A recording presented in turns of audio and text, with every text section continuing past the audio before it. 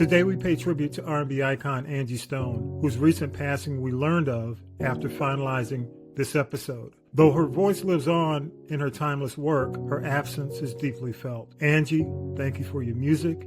You will be profoundly missed. This is the G Podcast with your host, Tommy B.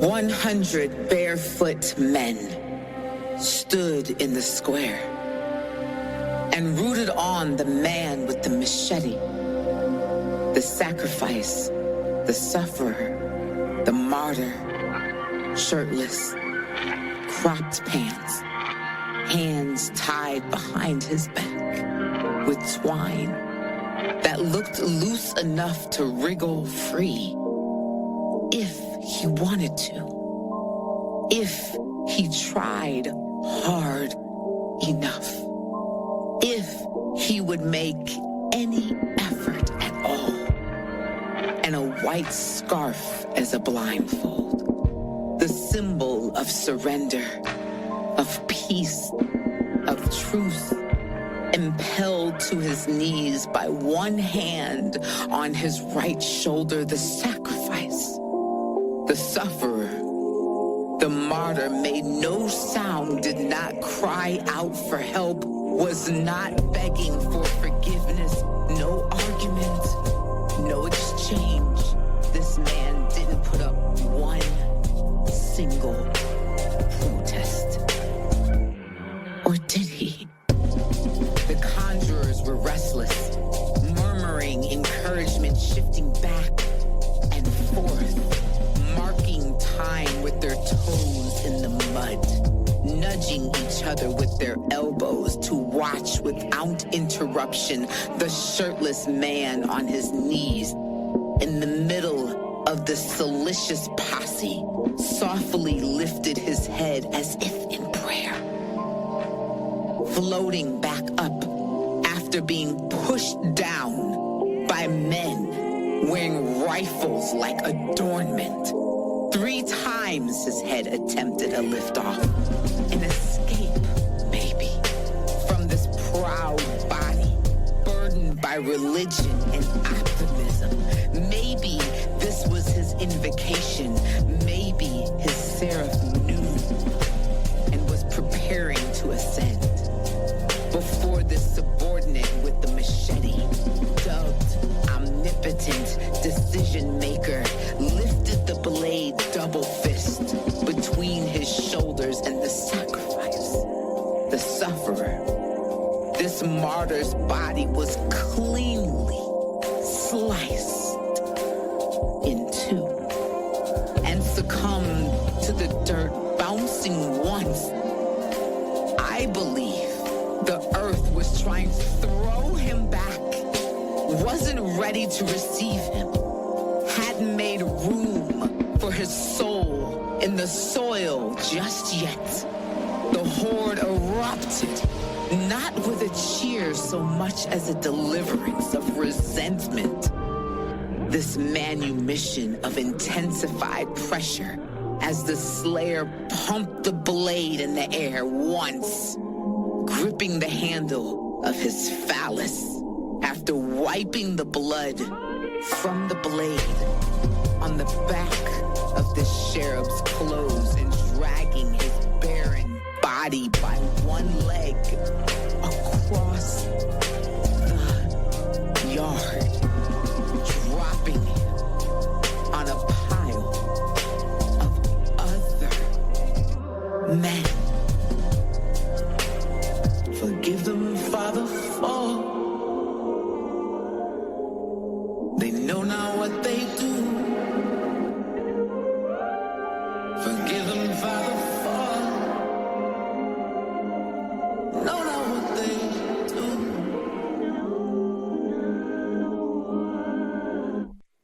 Man, y'all give it up. Yes. From the Grammy-nominated Civil Rights, the South got something to say on the G line. Give it up for two-time Grammy-nominated Queen Sheba. You in the building, Queen Sheba? I'm in the building. Yay! I'm in my Jeep. Oh Lord. And you know, I'm not going to go into too many details about her background. If you want to hear everything, go to episode 250. She graced the podcast at the beginning of the year. Thank you again for doing that. And the lady who brought us all together, she is on the line. ATL, born and raised. Was it Washington High School? Of course it's Washington High School. How dare you? Poetry with Oh my God. That one time I made a mistake. Oh my God. And I was so embarrassed. Oh no. What did you say? I said, oh my God. I said George Washington. And then George and me stood up and was like, oh my God. I don't know what where were we at? It was something I think I was like DJing or something like that. And I don't know. I was not thinking. It just slipped out. And she was like, it is not. You don't. hey! You don't mess with Atlanta Public Schools. APS, all APS is heralded. That is a badge of honor. That signifies how Atlanta you are, based off of what high school you went to. Absolutely. And you don't say Washington. You don't say Washington. You guys say Washington. You don't say Washington. You say Washington. See, that's what I'm saying. You don't even know. And if you really, no, real talk. And if you're really from the West Side and you know Washington, you don't even say Washington. You say the High. It was never referred to as Washington. If you went to the High, you went to the High because we the first black high school in the Southeast. Just got to say that right quick. You know, the High. You know what I'm saying? Oh yeah. Now I'm 20 years. Well, this July I will be 20 years into Atlanta. So that was my early years. I just got there and I was learning it all, which is why civil rights is so important to me, because it tells the story of me learning my roots, learning my civil rights. And Georgia, me, ironically, has been a big part of that. And I appreciate you for that, Georgia. Awesome. Oh, it's my honor. You've been a welcome addition to the Atlanta clan. It's magnificent. Yeah. People who come and contribute to the culture, they're welcome. People who complain and take, I just want all of them to go back wherever they're from or go to hell. Either one, I don't care. You know. Absolutely not. I'm walking around with my notebook in my pen. Like, what else? What else can I learn? What else? And you could tell she was in Medea Goes to Jail. And has traveled all over the world. And I saw your shot with Jimmy Fallon on the Tonight Show. And she's also, you've also done the Deaf Poetry on Broadway. So y'all give it up. She's already introduced herself. I don't have to do it anymore. Georgia Me, what's up? Thank you. Hey, thank you for having me. Yes. We're here to talk about this amazing show that we got going Saturday. Yes, and y'all, welcome to episode 258 of This Is the G Podcast. Tell us about the show. Let's just go ahead and jump into it. What you got going on? Well, Sheba is the mastermind between of many endeavors, but one of her endeavors, other than poetry versus hip hop, is this amazing showcase called Metaverse. She's been doing it the past few years at City Winery. I participated the past couple of years. This year, my capacity is as host with the amazing Tyler Chronicles from Wildin' Out and Departments and More Than Culture podcast and so many other things. And we're very happy because, a lot of times you do a show and a lot of the work go on the host because the acts being a hit or miss. It ain't no misses. It's hit all night of amazing, powerful women.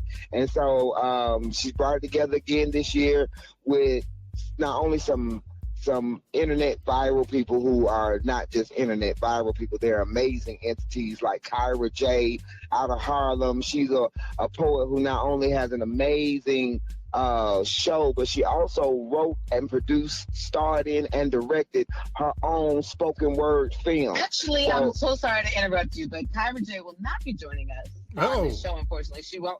Unfortunately, she won't be able to make it. I know it's really sad. I love Kyra J. She's an amazing artist out of New York, and she definitely was in the Philly show and the New York show. But I definitely didn't want to give any false advertising. She won't, due to unforeseen circumstances, and I'm so sad to announce that she will not be able to make this show. However, we have some amazing other artists, singers, and poets. The first year I did all poets, but then I realized this is the women's History Month show, and it doesn't have to be all poetry, as Georgia B was just about to say, and I hated to just Kanye you right there. So let me ask though. This is a tour, so will she be on other stops with you guys, or some of the other stops?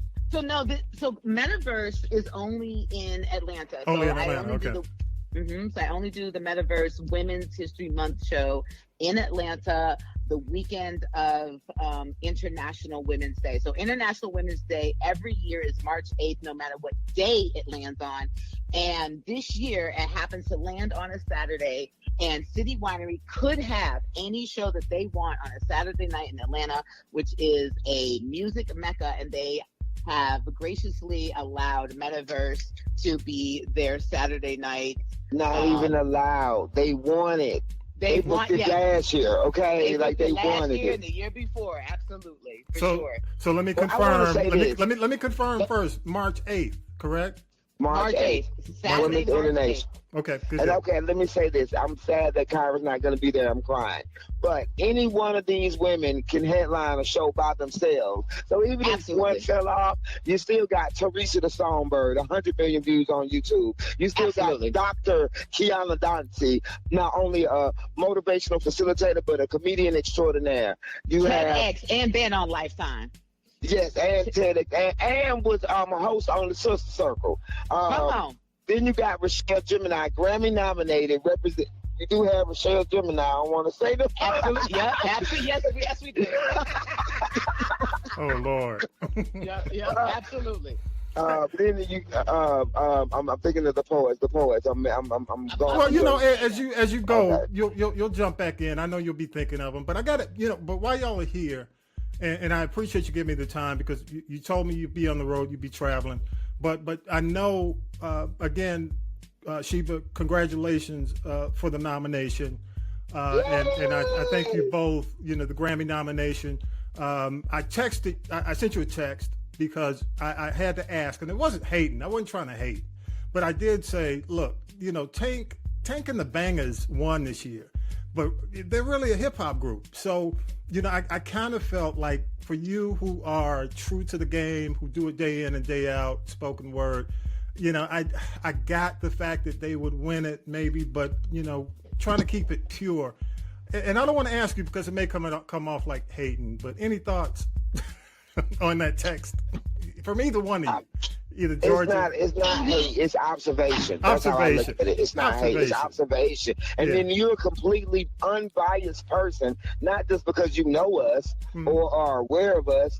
You've heard the whole project, and you're like, okay, that's hip hop. And Sheba knows the parameters in which they're allowed to become nominees, and her album isn't 51% poetry. Yeah. So it shouldn't even been in the category, but that's the problem. We got to expand our profile. It don't even matter about Tank. It don't even matter about a Grammy. We're going to be there. But it's expanding the kingdom of spoken word. It's expanding people's view of what poetry and spoken word is. So, yes, she won, but it's good because she's an actual poet. Yeah. That's the only thing that's her saving grace, that she is an actual poet. Yeah. She doesn't work in that capacity primarily. But I will let it go. I don't want to say nothing because I don't want to get nobody in trouble, but I wasn't happy. But like I said, because she is a poet and I've known her for years and she's a wonderful person, I'm happy for her. Yeah. But it should have gone to Queen Sheba, and if not Queen Sheba, the manicness of Malik Youssef. You know what I'm saying? Yeah. Like that's just it. Like, but that it'll come. It will come. I just want to make sure my girl was good. That's it. And she looked beautiful. She would look beautiful representing and presenting the Grammys. So she had a full experience. So as long as she was good, I'm good. Hey, you presented to Sheila E., correct? I presented to Sheila E., to Tim's, to Michelle Ndegeocello, and to 11 artists total during the premiere ceremony, which precedes the telecast ceremony, which is what everybody watches on TV. Okay. Hey, well, we didn't watch. No, we didn't watch the Grammys. We just watched Sheba. A couple awesome things that I learned is that there are 94 categories in the Recording Academy, and 80 of them are presented during the premiere ceremony from 12 noon Pacific time in LA to 3:30 p.m. And then the other 12 or 14 are presented during the telecast, which is what everybody watches on TV.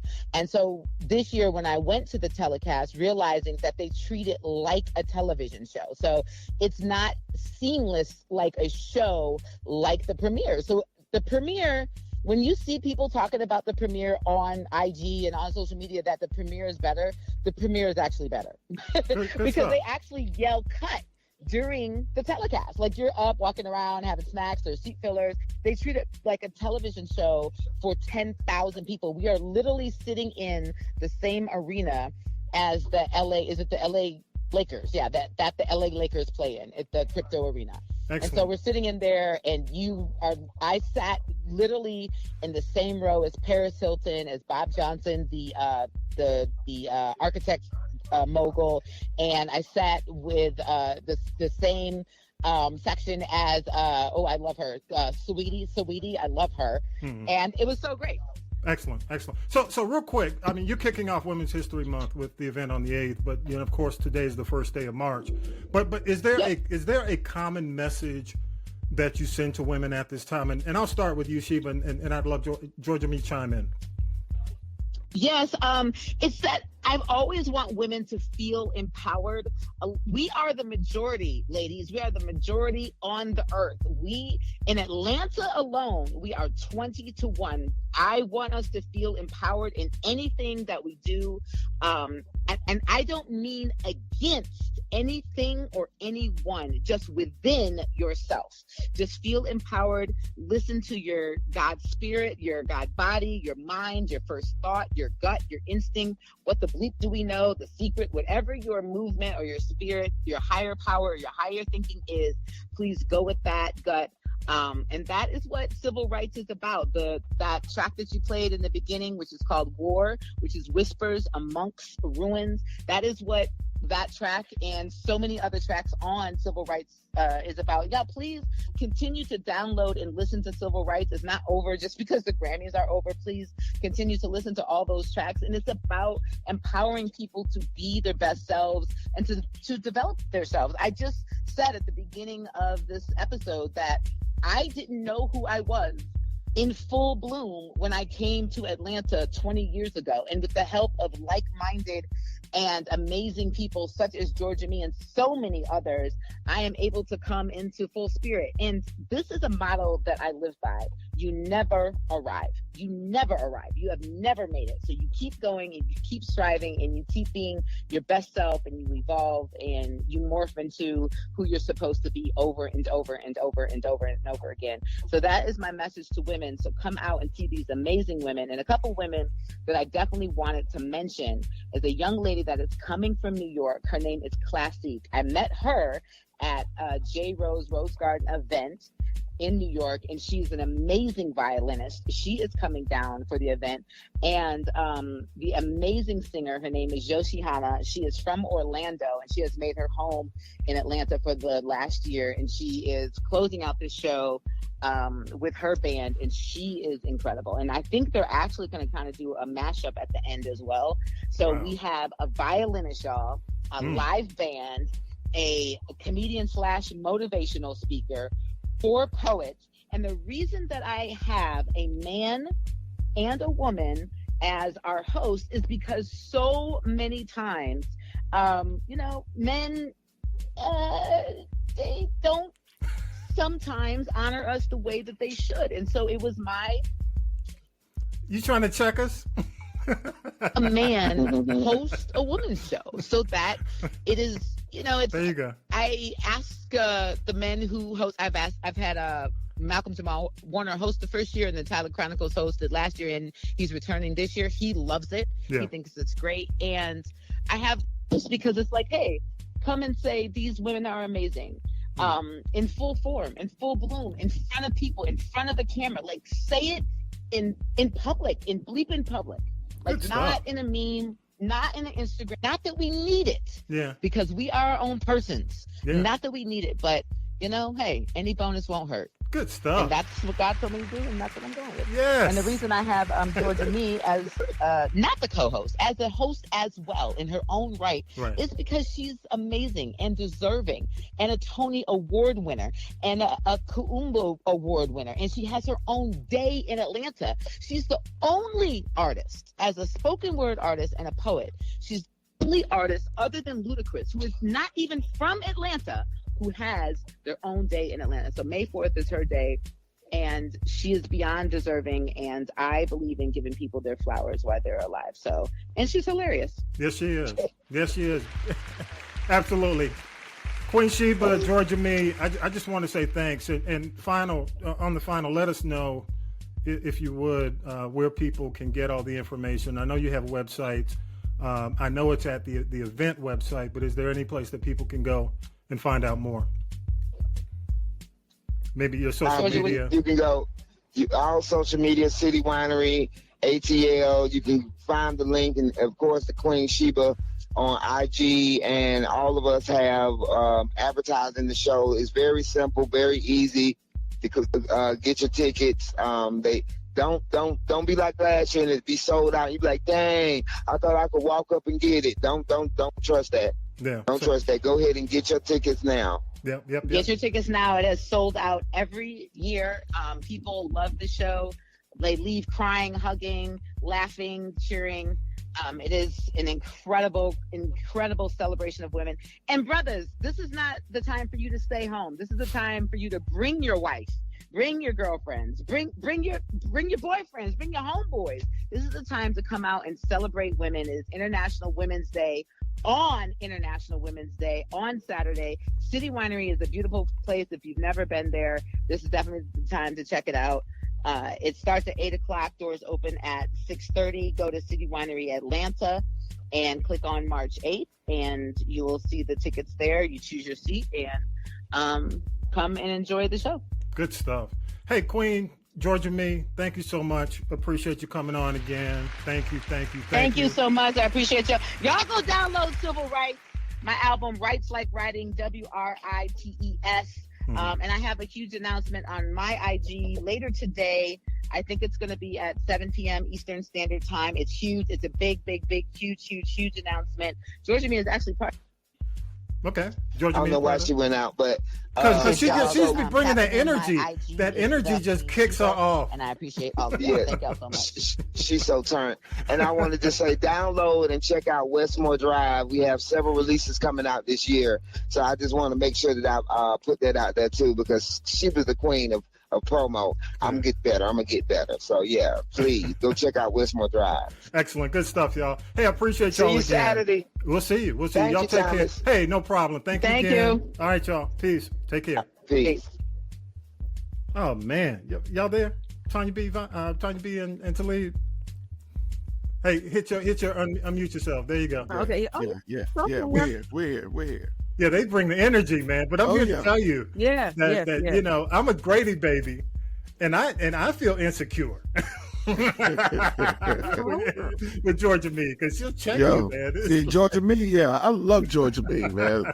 I'm telling you, she's dynamite. Yeah, she is, man. And the event is March 8th. I'll make sure that we have that information on our website and on our social media as well. All right, y'all, let's go ahead. Let's do news, and we'll come back and we'll chat about it. All right, here we go.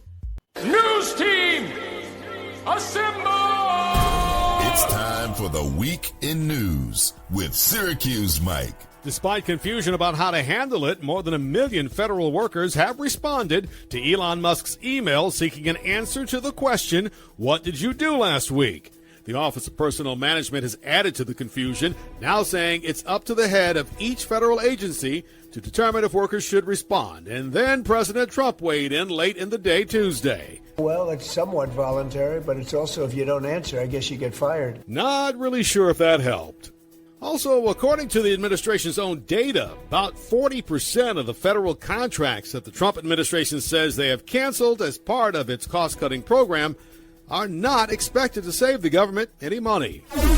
Grammy-winning performer Roberta Flack has died. She was surrounded by her family at the time of her death Monday. Roberta Flack provided the soundtrack for a generation, especially in the 1970s, with hits like Killing Me Softly with his song, The First Time Ever I Saw Your Face, Where Is the Love, and many more.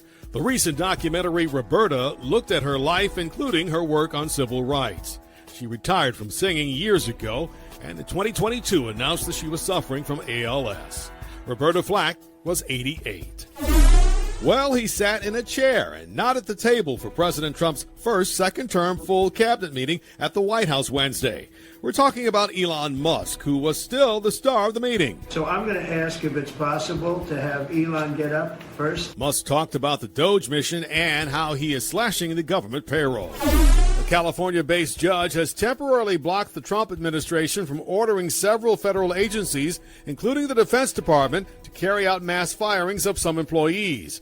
Judge William Alsup said that the U.S. Department of Personnel Management, OPM, lacked the power to order federal agencies to fire any workers, including probationary employees who typically have been on the job for less than a year. He ordered OPM to resend 2 emails directing agencies to identify probationary employees who should be terminated.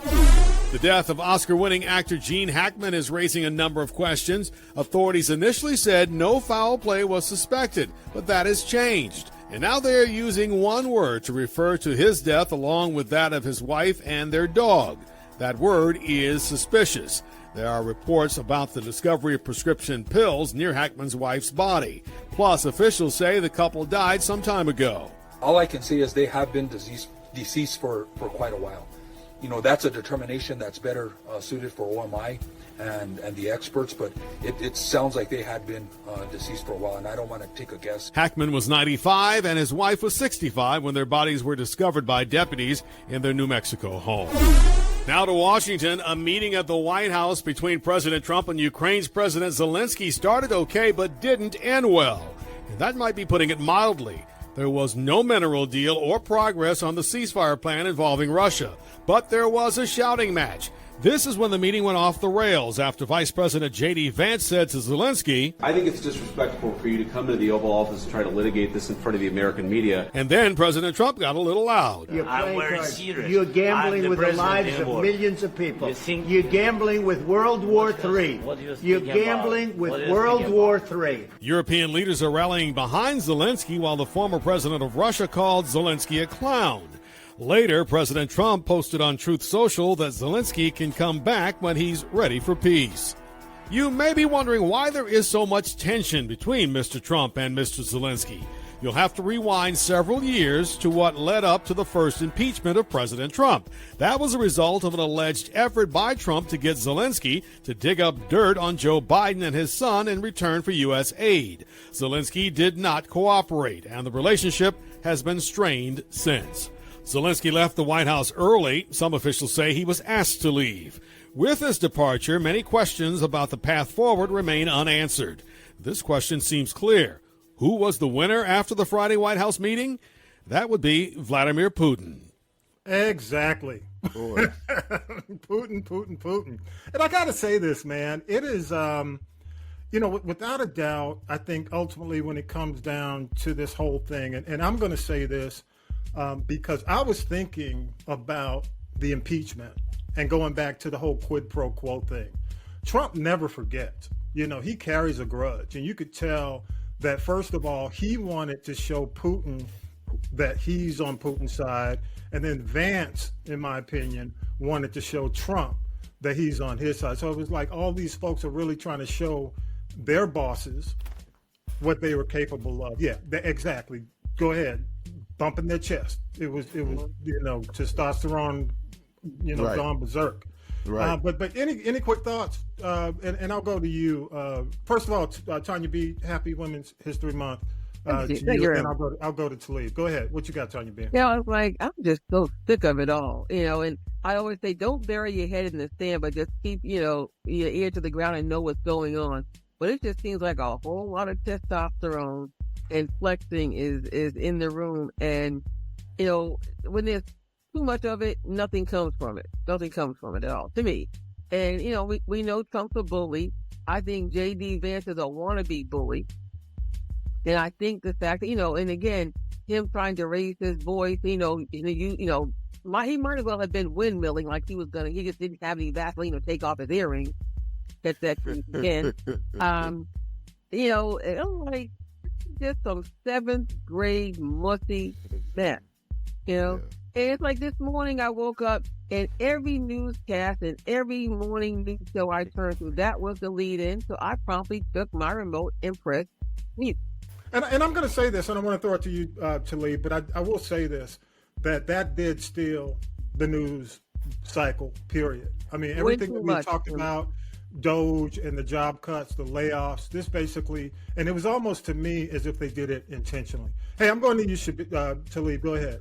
And go ahead, Talib. But you really thought it wasn't intentional? Oh, no. Exactly. Yeah. It was obvious what this was. This was a little bit of showboating.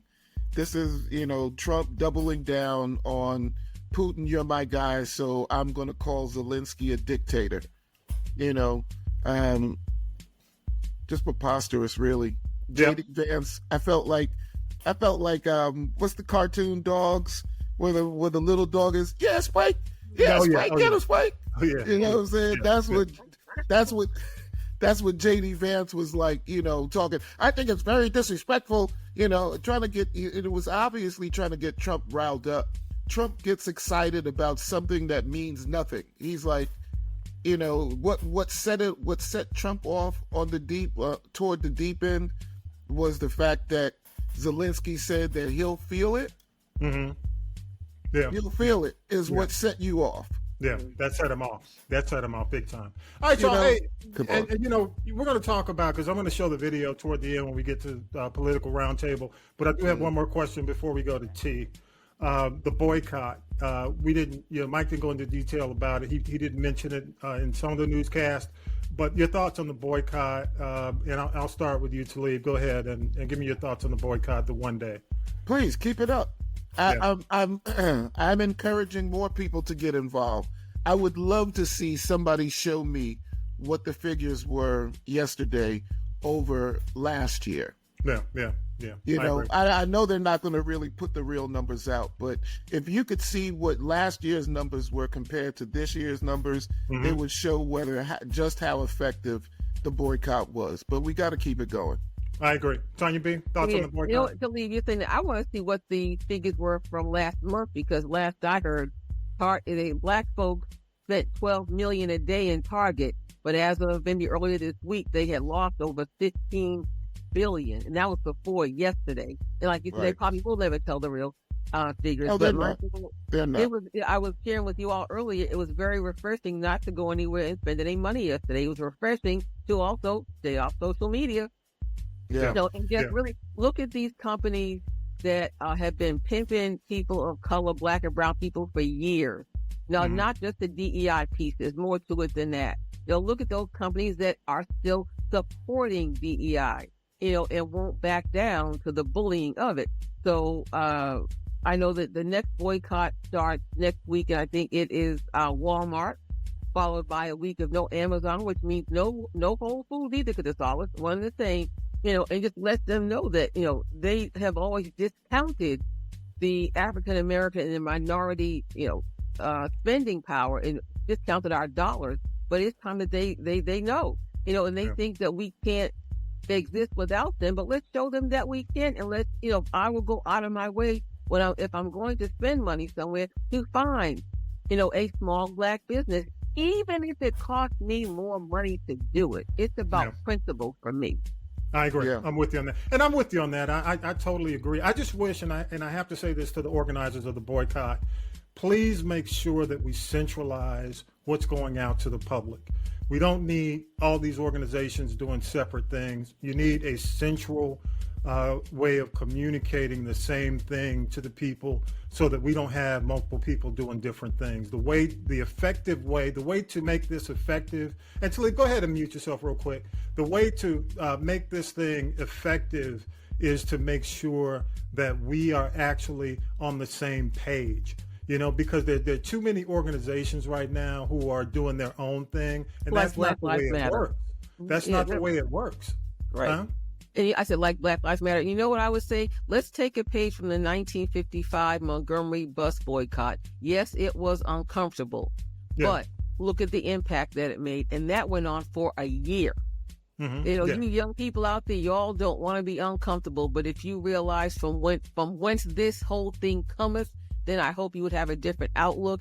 You know, and again, so being centralized is actually going to make this whole movement a lot more powerful, Tommy B. I don't thoroughly agree with you, you know, and I know a lot of it is being rooted in the Black Church of America, that there's two things that I'm cool with that, because the Black Church has been effective. It was effective during the height of the civil rights movement.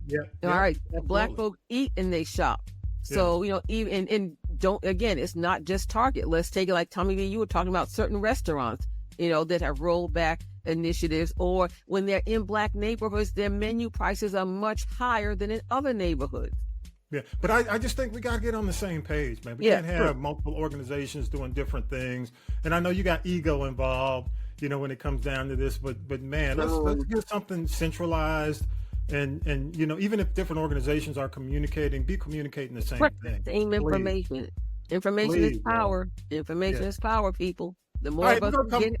Yeah, we're going to come back to some political stuff, and I just want to let you guys know, we'll wrap it up with the political roundtable, because I want to show that Zelensky video for those who watch the video podcast, you know, because if you hadn't seen it, I'm sure you've seen it by now. As you said, Tonya B, is everywhere. It's everywhere. Yep.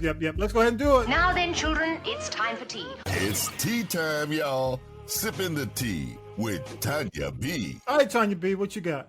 All right. You know, I wasn't here last week. We lost a lot of people last week. Gwen McCrae, the Funky Sensation is still one of my I got it in. Go ahead. Oh, yeah. Ever.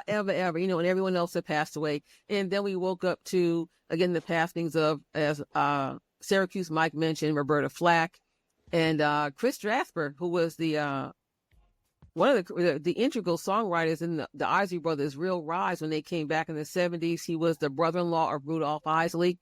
And he just has a Isley, Jasper Isley. Caravan of Love. Love and Insatiable Woman. Remember Insatiable Woman? Yeah, great song.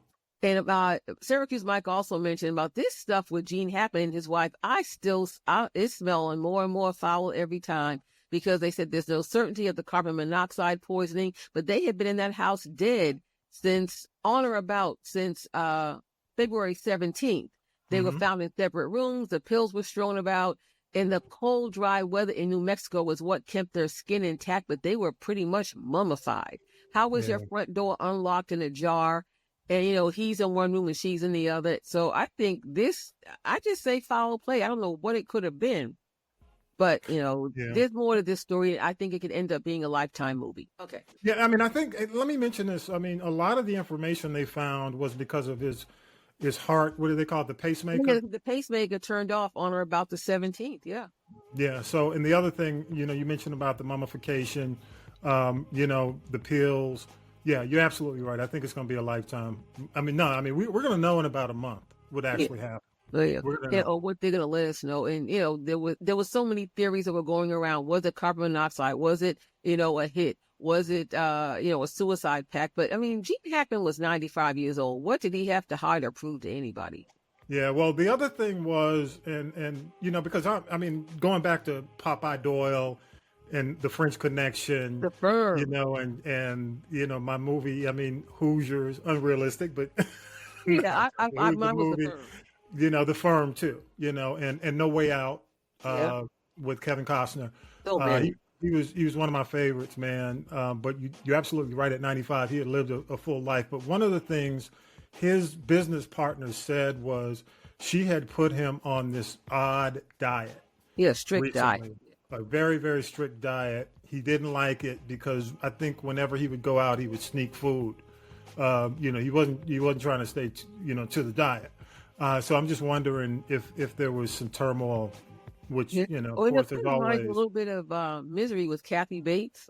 Yeah. A little tinge of misery in there. Stephen King going on. Yeah. Yeah. What you got next? The Academy Awards are tomorrow. I can take them or leave them, and I'll probably leave them. But, you know, I just say anybody care, 1, 2, 3, not me. But one thing I do hope is that the Grammys and the NAACP Image Awards, y'all ought to be ashamed of yourself. I thought the Quincy Jones tributes were just a hot mess. I hope that the Oscars will get it right. I know Queen Latifah is involved in that, so I hope they'll get the right people. We'll see. But, inquiring minds want to know, is Cynthia Erivo being blackballed? Because almost every other award show that's come up, she's not been, called as, the award goes to. Even at the NAACP Image Awards, Keke Palmer shocked everybody, and she was named Entertainer of the Year. Everyone was betting on Cynthia Erivo. But what has happened is that she made some very disparaging social media comments, and the receipts are out there. Even if you take them down, it's still there, about Black folks. And I think it's coming back to haunt her. They have resurfaced. And then there was also, the little bit of a debate about how these English actors are coming into this country and taking major roles away from American actors for the foreign or the British actors taking less money. Well, here's the thing. We've talked about it several times here. This went back to Harriet, the movie she did when she did Harriet Tubman. Yeah, and Aretha. But the first one was Harriet Tubman, and she, Black folks just don't forget when you do stuff like this. I mean, Talib, even when we talk about beefs and we talk about hip hop, the culture just never forgets when shit goes down. You know what I'm saying? And quite frankly, it was high profile when she was doing Harriet. It started then. I know she's connected to the Shy creator. Lena Waithe's partner. Yeah. And I don't know. I mean, I think one of the things, honestly, that she has not done that I think she's going to have to do is really address it. Because here's the thing she's got. You got the whole ADOS movement, which is already anti-immigrant. You know what I mean? You've got that happening. Plus the other thing is just the fact that she truly said it. She's a talented actress. She does an excellent job in Wicked. But I don't see it going away until she addresses it and makes amends, because as long as there's a level of arrogance, about y'all not going to do this to me, then they will be doing it to her. And if you know what I mean, you know what I mean. I don't know if she truly apologized for it, but go ahead. She hasn't. It's almost like talking about somebody's mama, not their mother. It's like you talk about my mama, that type of thing. So I don't know if she realized the damage or if she will admit the damage that she has done. Well, here's the thing. I mean, there are few people on social media who are truly well connected. Every time something comes up where she's being honored, they blast these things out. Every time. I see them all the time. And, that's unfortunate. But again, her publicist, somebody's going to have to say, look, here's the deal. She's going to have to come out and say it, not the publicist, not a press release. She's going to have to sit down. I don't think Oprah's that true sit down. Maybe she goes on Club Shay Shay. Look, at this point, she needs to go on Tamron Hall and Jennifer Hudson. She needs to, like you said, address the elephant in the room. I think Tamron Hall and Hudson are like the happy places. I think the place where you truly bare your soul is Shay Shay. She needs to go on with Club Shay Shay and just say, look, here's what happened. Go ahead, Talib. I think it sucks that the place that people bare their soul is on Club Shay Shay right now. Exactly. Yeah. That's where you go. You know what I mean? He has become, as they like to call him, the Barbara Walters. They like to call him that. Oprah's definitely Baba Wawa. But I think it's a place where Oprah's like, I ain't got time for this. I don't have time to say anything. It's not worth it for me to, And I know Cynthia is hoping that it will blow over, but it's not. So it's more the Black community. I don't see it happening. I mean, if she wins for Wicked, I think she should win for Wicked because of the impact. But I want to get to awards when you wrap up. Okay, so I'm gonna let you go ahead and do the tea. I do want to talk about one big thing that happened this week that bothers me. Well, it's a couple. We're gonna talk quickly about some people living in a van down by the river. That's the rise to fame in the disastrous fall of the DeBarge family. there is this documentary that's being shopped. It's produced by a man named Matthew Soretta. And the documentary, I should say, is debuting at the Slam Dance Film Festival this week. It does not have a distributor. They're trying to get somebody to take this on. But even if you've seen the trailer, it's really, really sad to see James and Randy living, it's like they're living in a hoarder's home. And, then you see him playing the guitar. His voice, I'm surprised, is still there. And it's just a talented family that just has had, they're unrecognizable between the drugs and the homelessness. And Bunny is out there trying to get herself together, make a comeback and make some money. Because they were only around, they only had 2 albums before they just kind of went on their way. But there's even some footage of their late mother, Edeline DeBarge, in there, the late brother, Tommy DeBarge, and even El DeBarge is in there. One thing that, El has come out of his haze and out of the abyss of drugs long enough to take ownership of the rights to the DeBarge music. Yeah. But this filming of this documentary, TV and Talib, stopped in 2021. So we're talking almost 5 years later. They're trying to get it. So it's going to stop at a point where we don't even see what's happened to Chico and Randy, and the others. So it's almost like, I call it like the Kennedy curse. You sell your soul to the devil for fame, fortune, and what you think is money. And it just has not ended up well for this family. And they're still very talented. So I think VH1 does it best.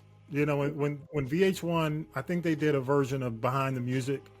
A lot of them were still alive. I think that was the best one, the VH1. Yeah, even, I kind of think VH1 needs to redo it and basically. Yeah, the unsung is. Yeah, I wish they would bring it back. They're supposed to be bringing back. But you remember Behind the Music Unplugged. too, right? Oh yeah. That was before anything else, and that laid the groundwork.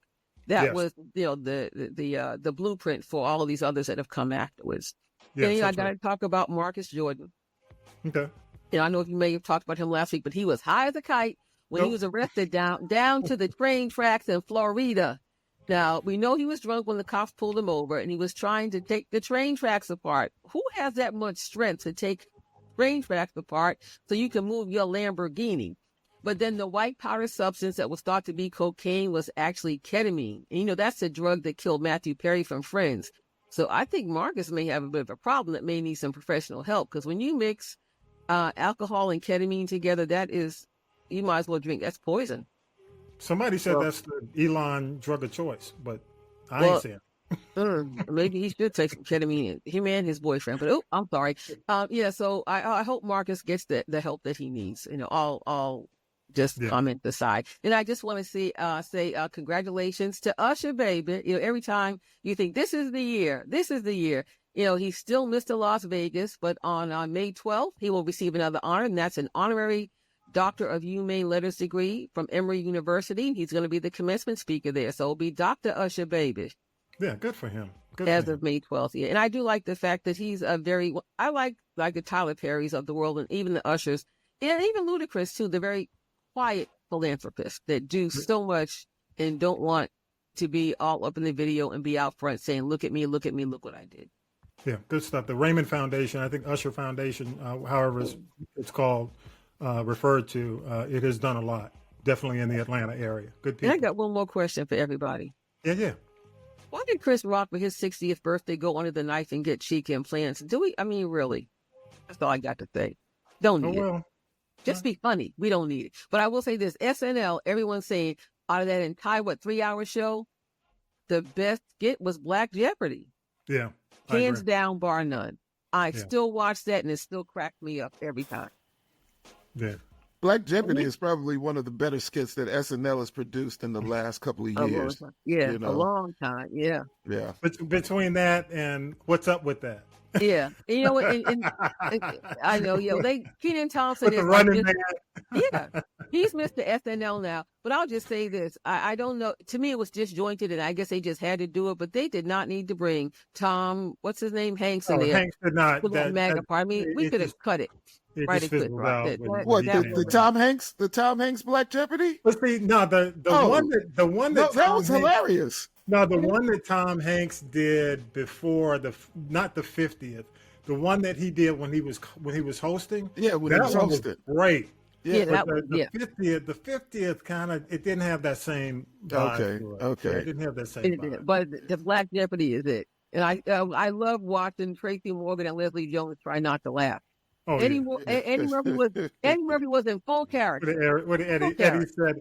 No, wait a minute. I forgot what he said. James L. Jones is my father. I got my mother pregnant on the set of Claudine in 1974 on Edgecombe Avenue in Harlem. See how many times I've watched it? That was classic. That's classic. Eddie knows how to do it. Yeah. Anybody got 4 cheese lasagna? Okay. Oh yeah, 4 cheese. 4 cheese. There you go. Hey, I gotta say, I gotta give them their props, man. Beyond the Gates debuted this week. I have not watched a soap since I was trapped in the house during summer vacation as a kid when you got nowhere to go. Your mother or your grandmother, right? Nothing but and TV. You could not change the channel. Yeah. And you could not change. So yeah, I have not been. But I will tell you, the messy, and I'll tell you here. I'm not going to spoil it because I know you can still go on Paramount. You can go on Hulu. All the episodes from this week are there. But I'm gonna give some awards, man. The Messy Soap Award goes to the character Danny Dupree, okay, for laying out multiple slaps, not just one this week, multiple slaps, wiping a desk with a golf club. And the last act, they always got to have a big cliffhanger going into the weekend on Friday. The huge cliffhanger we're going to find out about on Monday could definitely change the show, in terms of, I'm not going to say it, but it could change things. But Danny needs help, y'all. That's all I got. Actress Carla Mosley, man, and there's a psychiatrist on the show. But I will say that she is like what's Glenn Close. she is hovering on the boiling bunny. That's all I got to say. I got a question for you, Tommy B. What's that? No, I got more. The Jive Turkey Award. Oh my God, that Mama Dupree. That's all I got. Who is Toonie? The actress. Toonie from Law and Order, yeah. Yeah, who says Jive Turkey? But, of course, I didn't hear it anymore. So they must have got that tweet, or I'm sorry, the one that I sent out that said, who says Jive Turkey? But, and the man, everyone, you got to have the man women hate on the soap, okay? And that goes to Bill Hamilton, who is on, of course, he's Danny's ex, who's moving into the community that Danny's father built with his new wife. Go figure. So everybody's mad. Yeah, definitely messy. Yeah, and that's the actor. I think it's Timon Kyle Durrett. Yeah, we called the guy from Queen Sugar. He was cheating on Queen That's Sugar. Him. They cheating on him. The guy Somebody said, "Oh, that's the guy from Queen Sugar." Yeah, he is the one that women love to hate, and I can't go through his list because we almost running out of time on the podcast. Thank you. And the "What did I do to deserve this?" goes to Bill's soon-to-be bride, Haley Lawson. That's her name on the show. And that's she is actress Marquita Goings. She happens to be from Athens, because, of course, it's filmed here. Here in Atlanta. Beyond the Gates is actually filmed in Atlanta. And all the ladies will answer her question, if she ever says that in public. Because they got the list of what she's done to deserve it. As they girl, what is it? In chorus, girl, you know what you did. No, you're going to learn today. How about that? That's it. That too. You're going to learn today. Okay. But this triangle, man, it's just crazy. Again, I haven't watched the soap since I was a kid. But I will say as a soap, it's well done. I think it's going to be here. And they push it. I mean, it ain't. I mean, they're not being politically correct. I mean, they going for it. So I give it to them. Not that they have to. It's like we'll see. The jury's still out.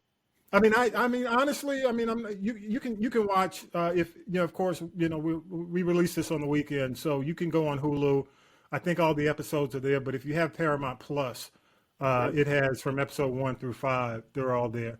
And you know what? Yeah, it's on demand. It's definitely on demand. You have anything, Sleep, on that? Oh no, man! I'm not trying to. I'm not trying to get started on no soap opera. Because you get hooked. You know how it is. You get hooked. Because look, I mean, seriously, you get especially if it's right. You know what I mean? Like if there's just enough titillating drama. If you got this person who's just conniving to no end.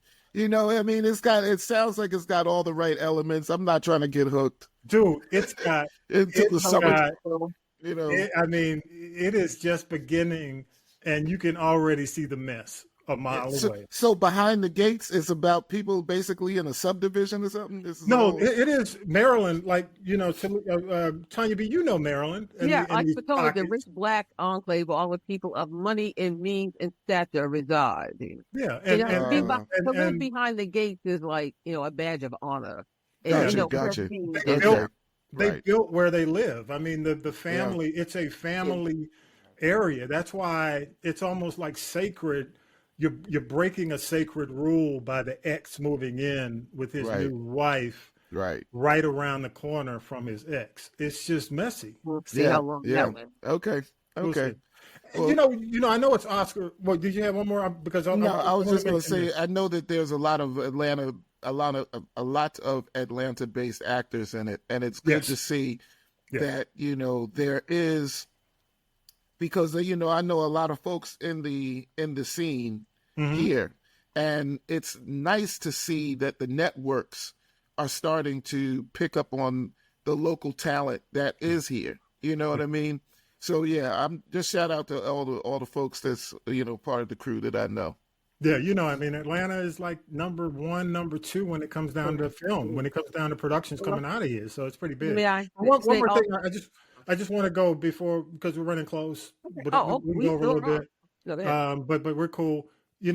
I will say this because you talked about the Oscars, and there's some controversy about Angela Bassett because Angela Bassett came out and basically said, she was disappointed when Jamie Lee Curtis won for the movie Everything Everywhere All at Once.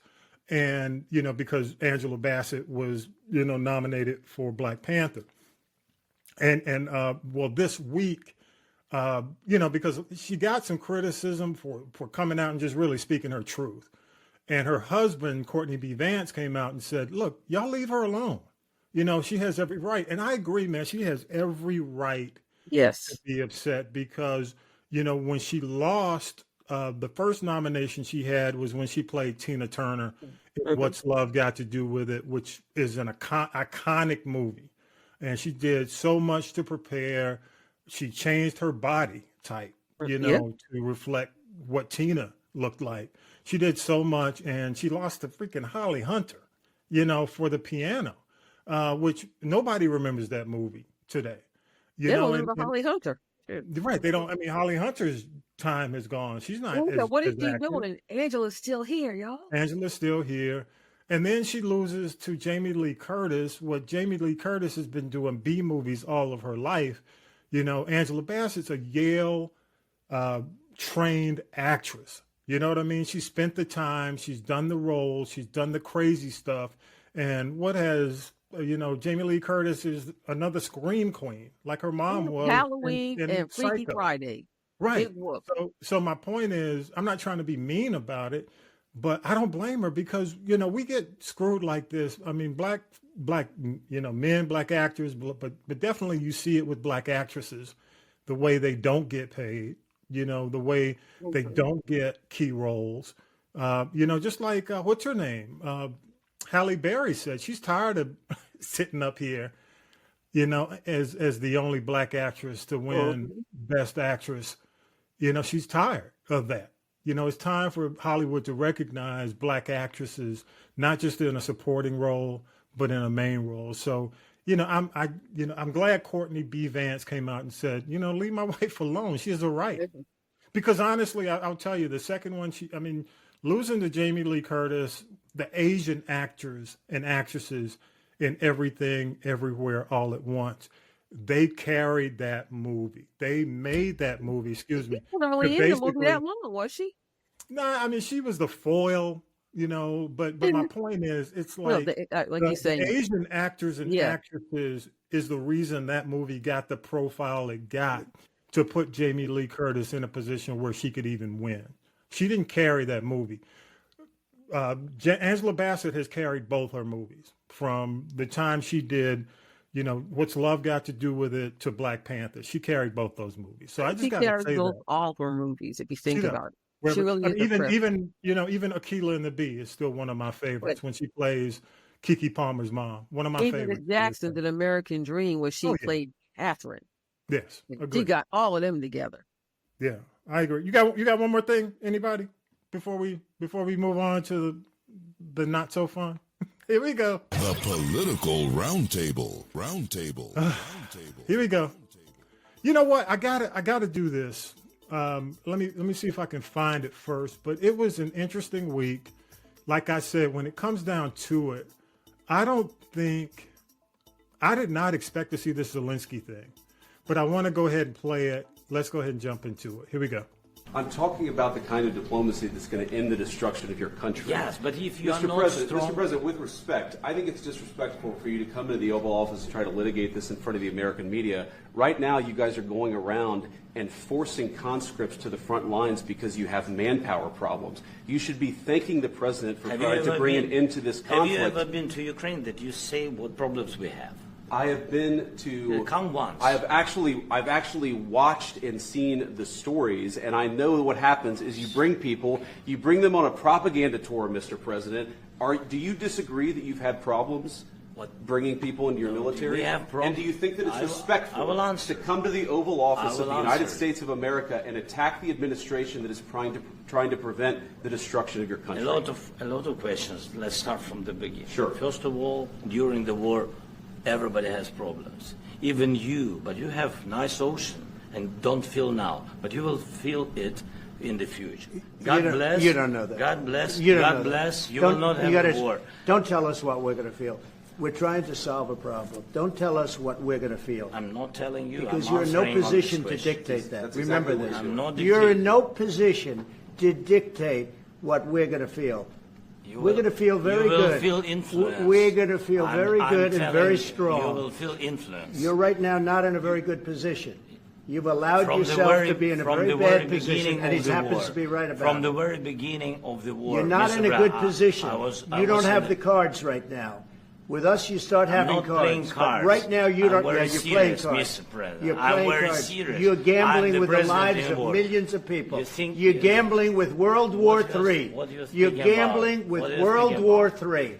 And what you're doing is very disrespectful to the country, this country. It's back to you. Far more than a lot of people said they should have. Have you said thank you once? A lot of times. No, in this even entire today. meeting, you said thank you. Even today. You went to Pennsylvania and campaigned for the opposition in October. Offer some words of appreciation for the United States of America and the president who's trying to save your country. This was crazy. I mean, I'm sitting there. I mean, I'm thinking I'm watching Real Housewives of Potomac. You know what I'm saying? I'm sitting there like, damn, what is this? You know, but I'll go to you, Talib, because you had a comment earlier. Yeah, this is the shit show. That's what you tuned into. You know, that's what we've got right now. We've got the shit show. You know, I don't know how else to put it. It felt like Vance, the vice president, had those lines kind of committed in his memory, and just waited for the right opportunity to say exactly that.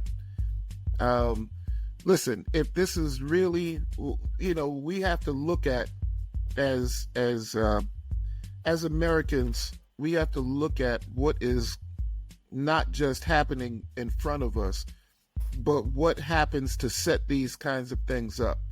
And if, you know, if the president and vice president are feeling this way because Zelensky didn't sign the mineral deal, you know, which gave him no security because they have lithium as one of their main things, and Elon Musk needs lithium for his Tesla company, you know, we have to get to the nitty-gritty of what all these things are stemming from. Because, yeah, we can be that if we were just to see that display, it would be, oh, we've got a real strong man in terms of our president. We've got a president that's willing to stand up to all these other leaders and let them know that the USA won't be messed with. Yeah. But how are we messing with them? Yeah. So true. Hey, I'm going to go to you, Tonya B. No, just like everything Talib said, but like one thing I love that Zelensky said, there will be consequences. And then here comes, I'm J.D. Vance. J.D. stands for just dumb, first of all. And, they said, have you been to Ukraine? No, but I've watched things on TV. He wouldn't say, no, I haven't. I'm like, he didn't even answer a simple yes or no question. So to me, he can go kick rocks. And like I said, he lives up to his name because he is just dumb. Yeah. And, just this whole thing, Trump, I think that Zelensky was getting the better of the two of them. So their reactive response was just to talk loud and bully. Yeah, I agree. I mean, but I think, again, we talked about it earlier in the podcast. I do feel it's all intentional. They know how to grab the headlines and the news cycle. That's one of the things that Trump is best at. He knows how to control the narrative. And he is manipulating and controlling the narrative. He is speaking to his boss, who's Putin. Like Mike mentioned in the newscast, this goes back to the whole quid pro quo impeachment drama. Now, I will say this. I bet Zelensky wishes he would have testified right now against him, because at the time, Zelensky said, I want to stay out of American politics. I bet right now he wishes he would have testified against Trump. I bet right now he's like, damn, I should have took him out while I had a chance, and I didn't want to get involved. One more thing about let me finish. Let me wrap it, and I'll give it back to you. I think he said Putin wins this, but Putin won in November. Putin won when Trump was elected. So it goes back to that. So I'll leave it at that. Go ahead, Tonya B. You can wrap on this. This whole thing, like I said, this whole, as you call it, the shit show. It was just to take, the focus off of how they're screwing up all these government workers, and the judges are saying, you know what, you can't do this, it's illegal. Those emails, answer, don't answer, the people that they're firing. Oh, we made a mistake with this, that, and the third. No, you didn't make a mistake, you did it, and you thought you could get away with it. Number one. Number two, all these companies now that are pulling out from funding Elon Musk, somebody just pulled out $7 billion from something called, I say it's a Safe Link or Safe something. Anyway. Oh, no, Earthlink, which the satellite system. So that's connected to T-Mobile. Verizon. All these people, Verizon, all these people that are trying to bully are just they're entities that Elon Musk needs to keep afloat. And, it's almost like Putin and Putin is the president and Elon Musk is the vice president. The other two are just there because those are the two that are running everything, and they're doing it for their own purposes. And just a note while we're talking about Trump, a quick note. Roland Martin is counter-programming the State of the Union on March 4th on Black Star. And honestly, I'll be watching that because, I know exactly what's his name is going to say. Right. I don't need to hear it. I'm just going to, wait until after the fact and sort out the facts, because the lies and the misinformation, the faulty statistics, I don't want to hear it. I'm just going to counter-program, follow Roland Martin during that time. And the other thing I want to talk about, I'm kind of pulling away, or not kind of, but have pulled away from MSNBC. They've used the Fox strategy for black folks a little too long for me, where they put the black folks in when there's nothing, let us build it, and then ditch us when it gets to a certain point. Melissa, started with Melissa Harris Perry, Tiffany Cross, and now Joy Reid. So Joy Reid's out. Jonathan Capehart, who's doing the weekends. Not to mention their sister station. You had Lester Holt step down this week. So even Rachel Maddow has said basically, damn, y'all got rid of all the minorities, and she doesn't feel comfortable working for a company, and she's making a ton of money. I doubt she'll walk away from $25 million, however much she makes. But the bottom line is, it was a bloodbath when it comes down to minority. The Asian, you had an Asian, you had Alex Muslim. Wagner. Alex Wagner's gone. But the Muslim brother who does the weekend show, he's gone. Jonathan Capehart's gone. In the meantime, they're going to pull over more middle-of-the-road people. You're going to see Michael Steele, who was the Republican chair years ago, who's kind of crossed over. Nicole Wallace, who worked for Bush, is going to get a higher profile. They did Simone Sanders. I think Simone Sanders is going to stay and do wherever Joy was, or within the window of where Joy is. They're doing this roundtable thing. The goal is for them to center the network. And, I guess for business purposes and for ratings purposes, liberal media has been tough. And you guys have heard of Air America. It bombed. Yep, sure did. So if anything, it says to liberals, hey, if you want something that's going to speak, especially progressives, I will say to the progressive folks, y'all are losing everything. If you are a progressive, you better do something. You better figure out how to fund something, hold on to something where you can control your narrative, because Democratic Party's moving toward the middle. On some things, it might be right, but, I thought Joy Reid was very fair. A lot of, she had her enemies, her detractors, but I think for the most part, she stated facts. I mean, she didn't, when she went on, she might have beat a dead horse, but when she went on, she was there. She was on message. Tonya B, go ahead. You had something? So I agree with you. It's almost like anybody who speaks the truth and challenges anything over there, it's like, okay, you got to go. And truth be told, I know Rachel's making $25 million, but I wouldn't be surprised if they start. I think she's her contract total. Yeah, go ahead. Yeah, like who else are there left to mess with? She's in the community, and I think to an uproar, or just like they had this pop-up rally downtown in Atlanta today to try to keep the Social Security office open. Yeah, it closed, and I guarantee it's going to stay closed. So this whole thing about let's go, the protest, you can never protest with 5 people. That's all I'm saying. So I hope Rachel just really stands her ground and continues to stand in her truth. Well, she spoke right after Joy stepped down that same day, her final show. Right. She went, I will say she spent a significant amount of time talking about, what MSNBC had done, her boss, the people. Well, I hope they're afraid of her. They should be. They should be. I mean, she's the number one show on the network. They should be very afraid.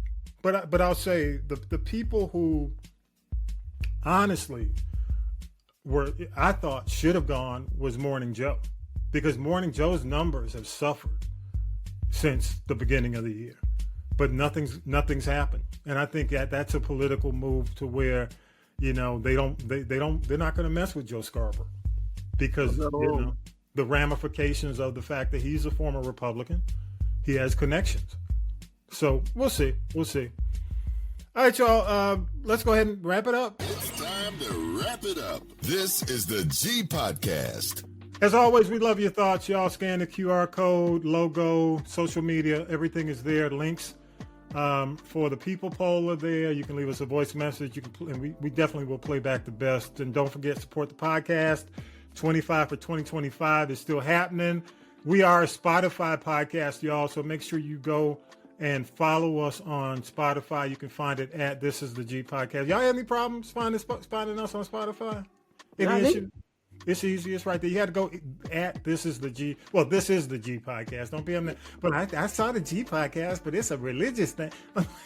Come on. It's at This Is the G Podcast. Final shout out to Talib. I'll start with you. Go ahead. You got any final shout? No, just thanks for everybody listening. Yeah. Supporting. Throw that 25 for 25. That's about it. Make it rain. Make it rain. Tonya B, what you got? Just, again, 25 for 25, that's 50 cents a day, people. Just like, little children. But 5 cents a day. 50 cents a day is all we need. And then, hey, what was his name? Shawty. What was the DJ Shawty who used to be at the strip club? I need to bring him on. I'm like, you don't know happening about. I don't know nothing about stripping and burping no baby. You remember Shawty? Shawty went on to do Universal. He went on to do Universal Circus, but I know where he started. Yeah, Shorty P.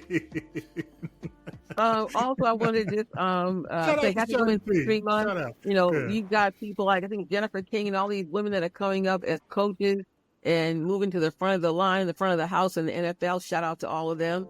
Shout out to Leah Wilcox, who we're trying to get on the show this month. And also, I just want to just have a second of silence, as I call it.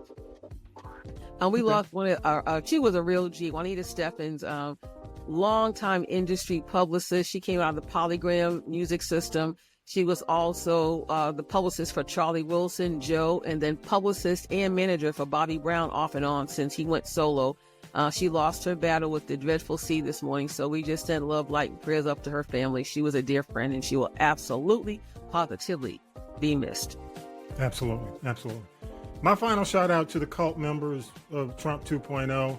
I hope you see now that they are not out for you, that they are taking care of their billionaire friends. And if you don't see it now, as soon as they pass this bill that basically cuts your Medicaid and basically your SNAP that you're getting in rural areas for your kids, as soon as that stuff starts going away, and senior citizens, when you see that and you voted for Trump, just want you to understand, hopefully you'll see, okay, who you voted for. Well, that's all I got to say. And all the fraud and waste that they're talking about is not from the people accepting the health care. It's from the people running the health care. Yeah. You know, and so they'll see, you know, the overcharging and the high medicines just overcharging. We will see. We will all see that soon. Your feedback, again, is more important than ever, y'all. Trying times. Again, thank you to Georgia Me. Thank you to Queen Sheba. Appreciate y'all for coming on. And with that, y'all, episode 258 is in the can. Yes. Have a great week. Peace and power to the people. Power. You've been listening to This is the G Podcast. This is the G Podcast is a production of the Castropolis Podcast Network. Thanks for listening.